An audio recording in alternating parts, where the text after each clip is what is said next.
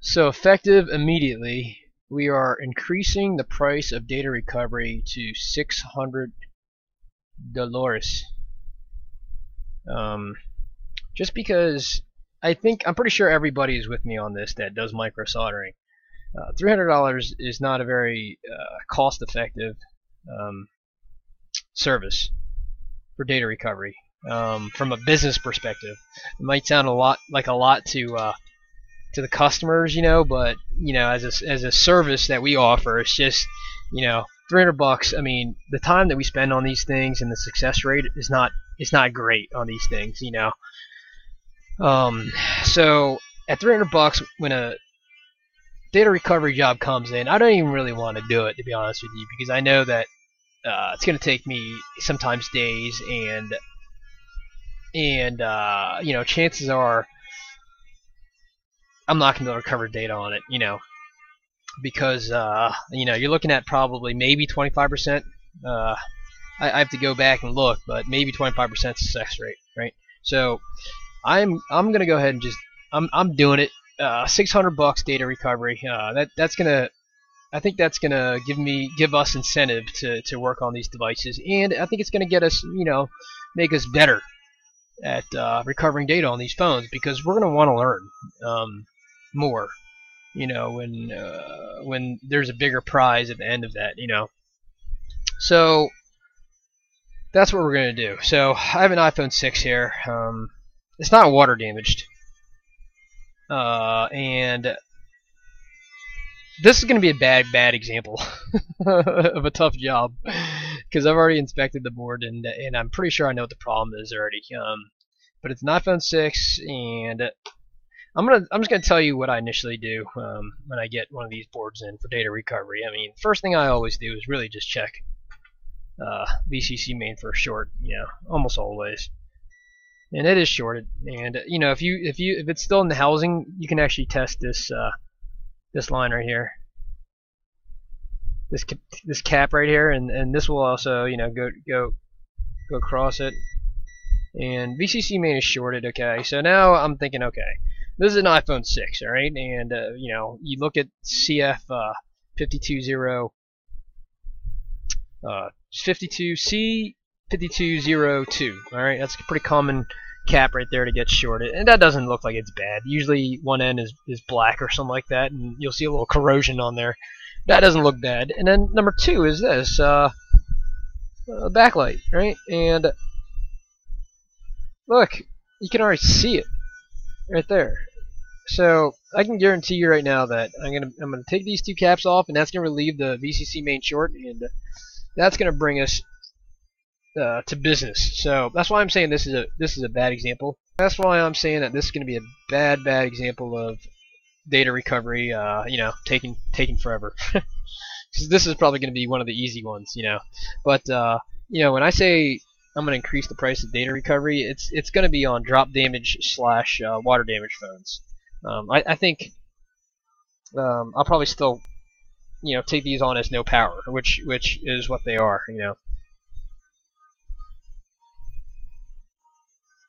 So I'm just going to remove this shield here. I'm blasting it at 450 degrees Celsius with no nozzle on my quick 857 DW, 957 DW. I love this for removing shields. I mean, it's just quick, painless, and the most efficient way. So this one I'm actually, it's got a little bit of long spear damage there too, but I'll check that PP1B8 line later, which is really the only thing that's really affected through this. But otherwise, the board looks really clean. I mean, there's really nothing else wrong with it. I'm pretty certain that once I remove these two caps here, and I'm actually gonna I'm gonna fix this for them. So I'm pretty certain that once I remove those caps, then we'll be able to get the data off this puppy, and we'll be back in business. So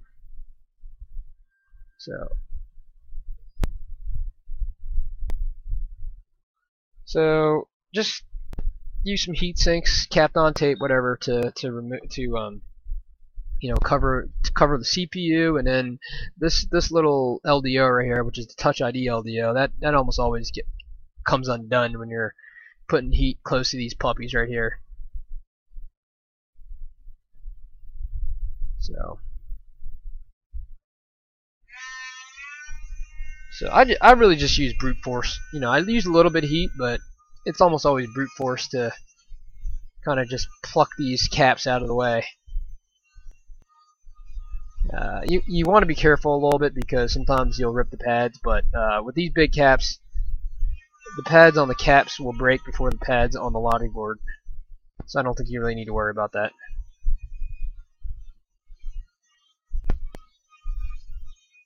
So just a little bit of heat, and then I wouldn't go too crazy with, you know, too much heat. But anyways, let's switch it to this. This is a common problem with the iPhone 6. So let me just test it again. The short is gone. We are in business here. I'm just going to go ahead and replace the caps right now because that way I'll be ready to go back once that's done.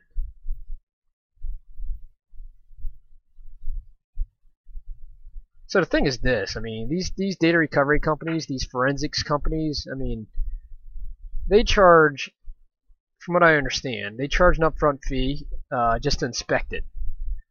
And then a pretty substantial fee if they can actually recover the data. And people have no problems paying for it. I mean, you know, it's really, I think it's driven by marketing, really. I mean, because listen, if you drop your phone in water, or you know, you want to recover data on it, what do you search for in Google? You're definitely not going to search for micro soldering. People don't even know what micro soldering is, you know. So they're probably going to do iPhone data recovery, you know, and definitely micro soldering doesn't come up first, you know.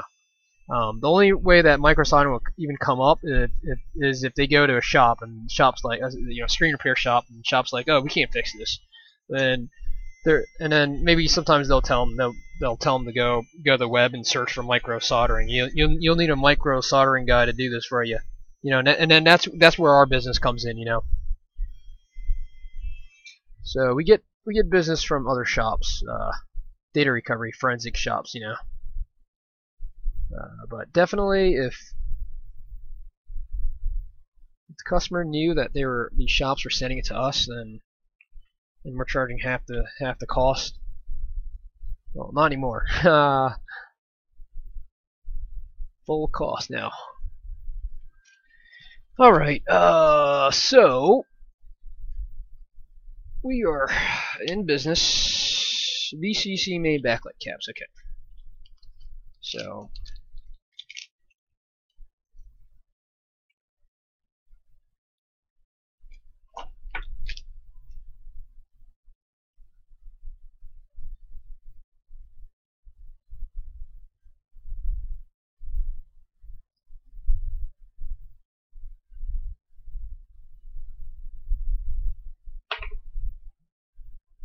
I mean, you've seen this a million times, so it's not too exciting here. But I'm gonna actually try to use my tweezers here because I don't really want to reball that damn LDO. It's a pain in the arse. Try not to, at least.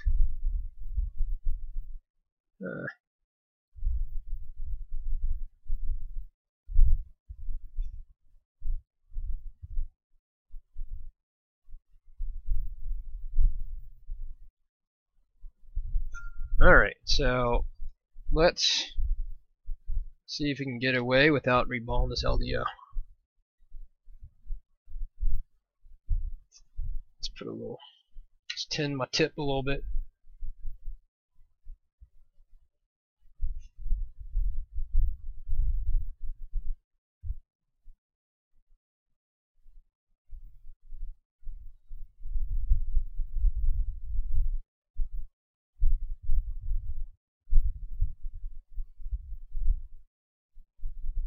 I think I'm going to have to use heat on that side. So I just got to be careful. I don't want to overheat this backlight IC either, otherwise I'll end up replacing that one. So let's just do this, man. Hopefully I'll get lucky.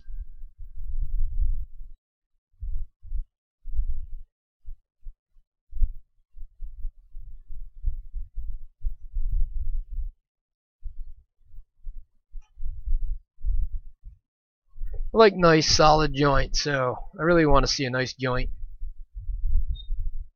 Always.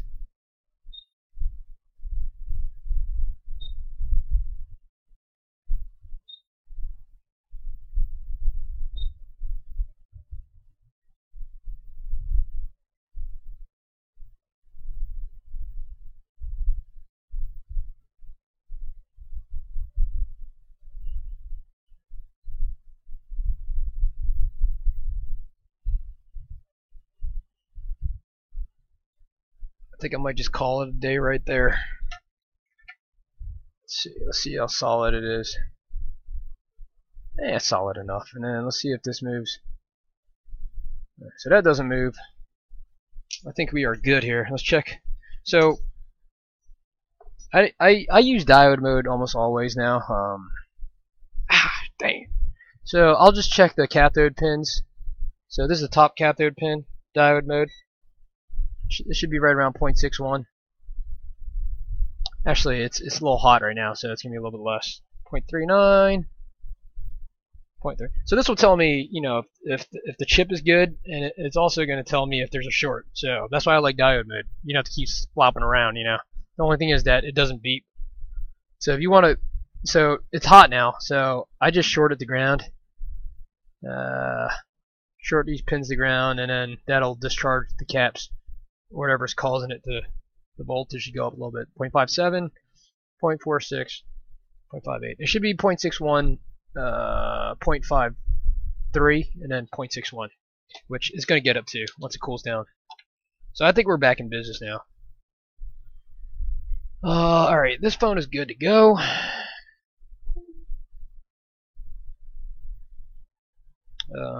I was working on another one, so I'm 2 for 2 today on data recovery. Just when I was yapping about. Dang it.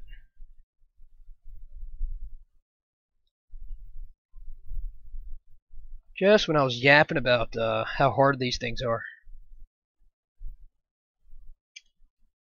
Alright, so this one's good to go. And then I will stick this one on.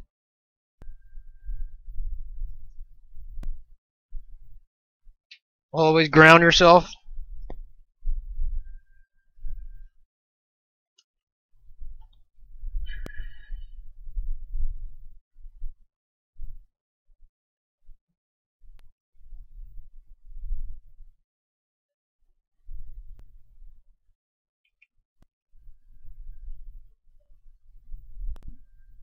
So, hopefully it doesn't blow up on me. Apple logo, that's a good sign.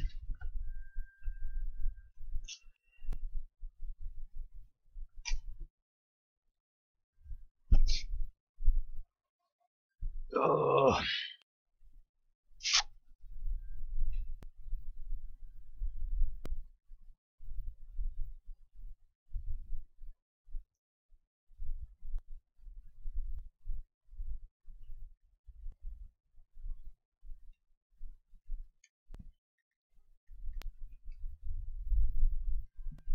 Ugh.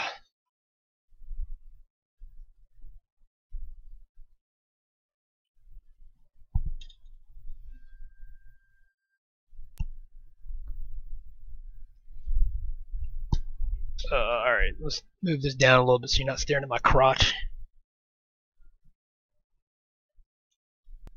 Let's see what the passcode is. Dang it. Touch doesn't work.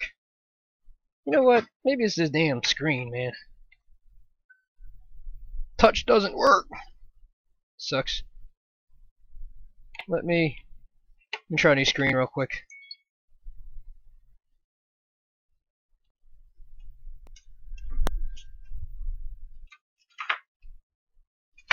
Yeah, I know you're supposed to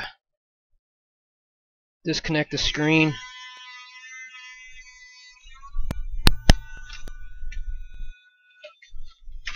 I know you're supposed to disconnect the screen, but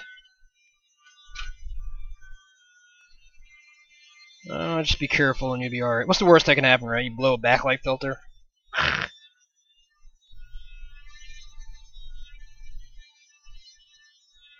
touch still doesn't work. Okay. So, anyways, the screen is on. You can barely see it because the backlight's kind of out. But so let's work on touch now. Anyways, it's a good sign though. It probably has touch IC disease.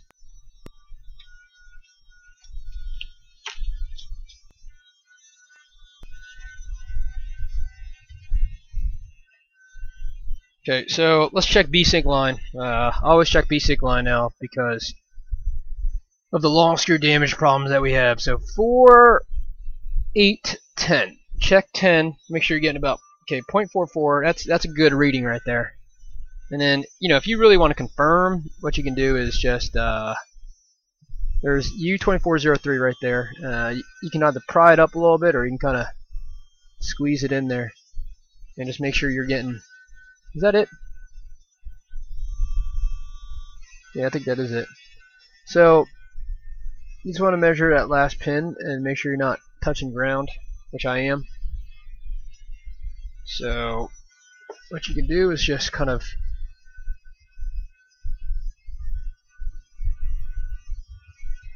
feel it up just a little bit. Okay, there you go. And then just make sure you get 0.41 over here as well, and that'll really help you confirm whether it's long screw damage or not. 0.446. Okay, so that's good. So I'm thinking it's probably just touch IC. So I tried 2 new screens already. This is a little bent. I'm getting at the connector, so that's got to be golden. So let's just do a touch IC job on this, and then I think we're back in business. I think. What am I doing?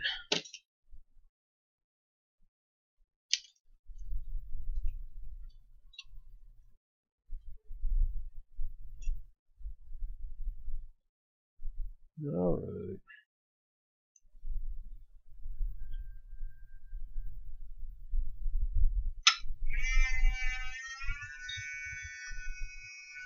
See, oftentimes, you have to, with data recovery, you gotta remove these touch chips, replace them.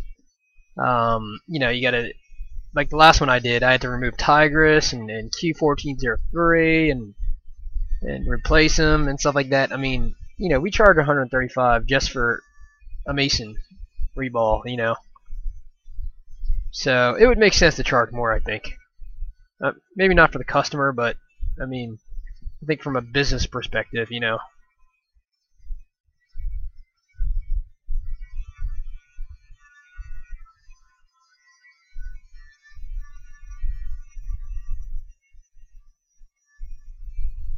If you hear that noise in the background, it's Sanjeev grinding away at an iPad Air PMIC. Union Repair actually sells these PMICs for like 20 bucks, so it's possible that it could be a potentially a repair option. So we are exploring that idea since there's so many of these damn things.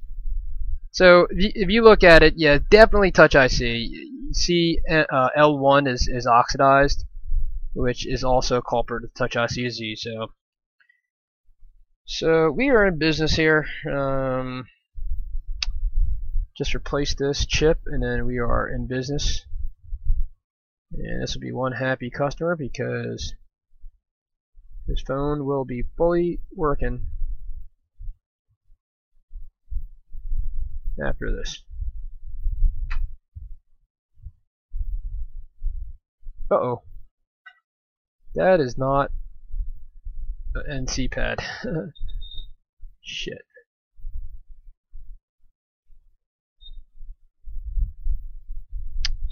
Always use enough flux. So you really want to remove the oxidation from all these pads, okay? And let's see if I can fix this pad, man, because I really don't want to jump it.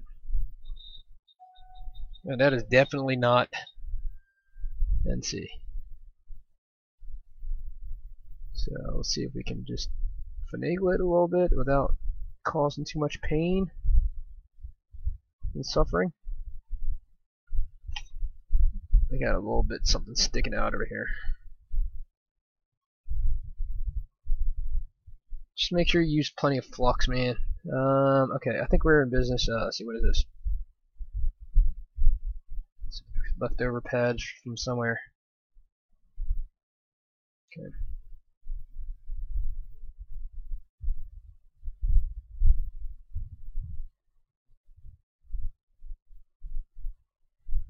I think we are good here. Let's get rid of this stuff. Sometimes this stuff protrudes a little bit too much on the 6.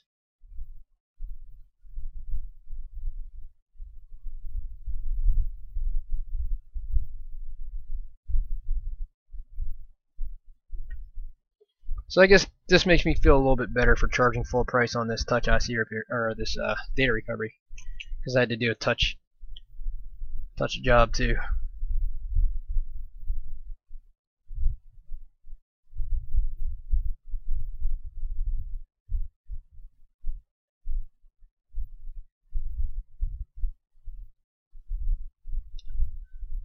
Yeah, there's a lot of missing pads here, but those are all NCs. Asking me how I know, because I've done a lot of these, except for that one. That one's not NC, but it's not torn, so I think we're good. Okay, that looks good. Let's go to the reball. So I ended up reballing the mason and putting it back, but I botched my camera, so that's why I didn't get any video of it. But as you can see, this thing powers up now. I'm getting a display. Touch works. So we are going to call this a data recovery success. When it was really, I mean, it was a common problem with the iPhone 6, no power, where the backlight cap blew. So, anyways, that's the end of this video here.